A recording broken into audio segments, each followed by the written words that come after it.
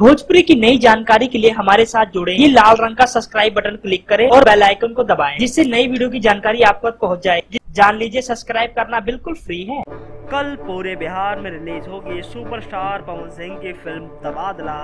दोस्तों, आपको बता दें, सुपरस्टार पवन सिंह की फिल्म तबादला बहुत सुपर डुपर हिट फिल्म होगी, क्योंकि दोस्तों फिल्म में हिंदी विलन को लिया गया है।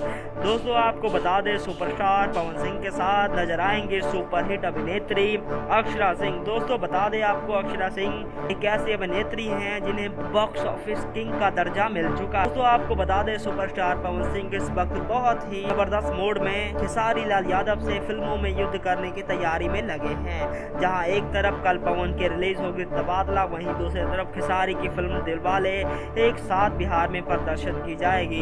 देखने वाली बात तो ये होगी कि सबसे ज्यादा आखिर कौन सी फिल्म को लोग पसंद करते हैं। देखते हैं दोस्तों, क्या धमाल कर पाती है तबादला या दिलवाले, कल हमें देखने को मिल जाएगा। धन्यवाद।